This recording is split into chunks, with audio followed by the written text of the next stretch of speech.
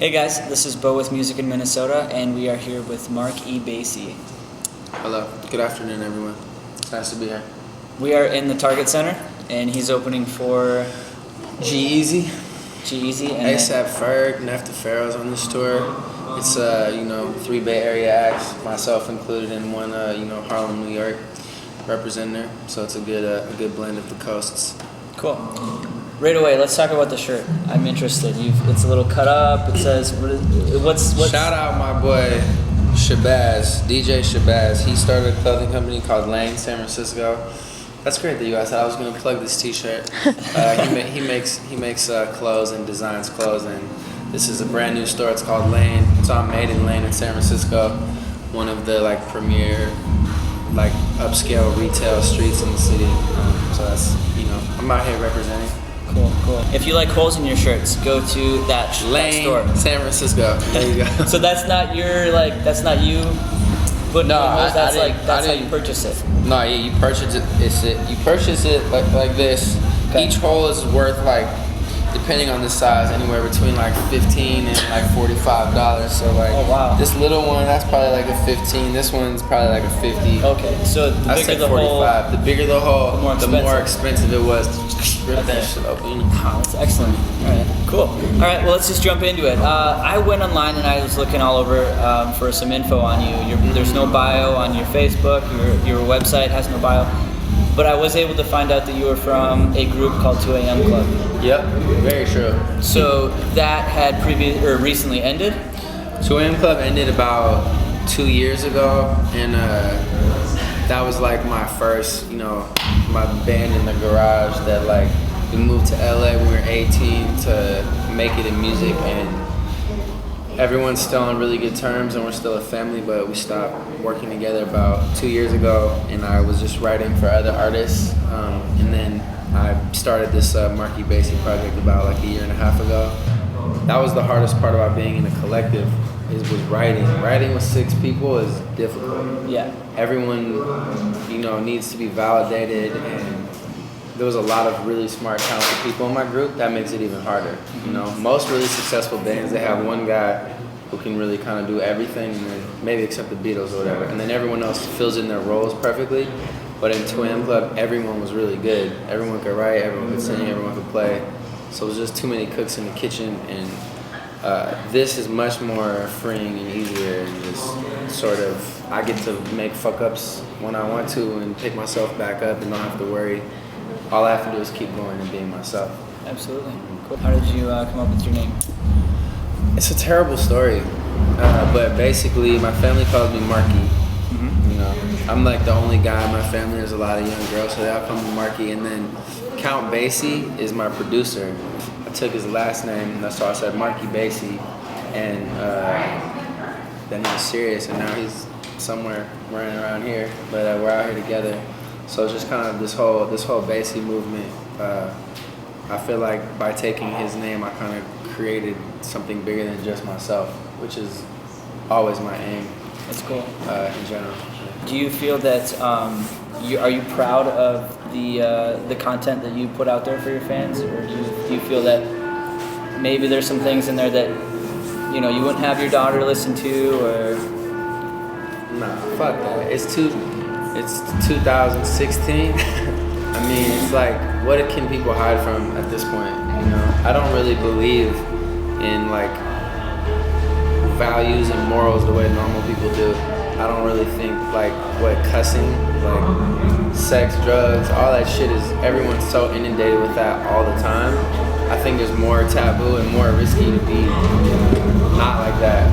So G-Eazy, are you an acquaintance with him to where, you said, he gave you this opportunity, or was this a buy-on situation? Nah, fuck him. G's my dog. It's my bro. He's from the Bay too. My tour manager and him went to middle school together. We've all known each other, and we've all been really proud watching G-Eazy blow up his brand and his name and his songs. And I got to contribute to his album, so I did a song called "Some Kind of Drug" that's on his album, and he did a song on my last EP called "Show Me." So because of that, we were it was brought up. His team was would you guys want to come on tour? And obviously, to be real, this is like one of the biggest looks I've gotten. It is the biggest look I've gotten as an artist so far, so I appreciate that. And, absolutely. That's how it happened. Yeah. Presidential election is very popular. Are you one-sided on a certain candidate, or you don't care about I'm very pro Bernie Sanders. I think that education should be free and healthcare should be for everyone. I feel bad seeing people vote against their own interests. I'm from San Francisco. We're really lucky out there. It's right by the water. It's beautiful. There's a lot of money out there. So I feel like I've got to see a lot, and I feel like, especially touring, actually, you see so much reality, so much different shit in San Francisco. Like, you don't notice how like, oh, people really care about being able to like have their guns and that like guns and Bible shit's like really real, and it's crazy to see that on tour. That's actually my favorite thing about tour, is just like experiencing other cultures. And I think all those people would be better off if they voted for Bernie Sanders than if they voted for like a Donald Trump. And I feel like a lot of people don't realize, so it's important to try to educate myself. I totally agree with you. I'm going to wrap it up here with one last question. I noticed that you went to a music school, right, in California? No. No? I did. I went to UC Santa Cruz for a year, and I did take music there. Okay. Is there anything that you learned during that process that like the most important thing that you still hold true today? That's You know what the best thing is? Like, I was only listening to hip hop music, and my music teacher was like a crazy Beatles fan. And sort of the way he taught music, he taught us scales, chord progressions, all this sort of like, I kind of got a basic understanding. I'm not good with patterns and with math in general, so being like a music major would have been an extreme struggle for me, but he made us like read through and play chords through Beatles songs. And I would just like I kept doing that. And so the way that I kind of learned how to write songs myself is I would take like, okay, Hide Your Love Aways. I would like play a Beatles song and then kind of make up my own song with the same progression and change it. And sort of just, you kind of get the feel for how like great songs were written, and my music class taught me that. And I used to, I read about like Hunter S. Thompson used to write The Great Gatsby. He would just fucking copy it word for word and just type the whole book over and over again, just to feel like what it felt like to write, one of the pinnacles of American literature or whatever. And he just did it a few times, and I felt like when I was in music class, going through Beatles songs, it kind of gave me a cool feel of like, oh wow, this is what it felt like. This is what he was playing and singing through the eyes. Through someone who's incredible. So that was cool, and I think in the future I would like to keep learning.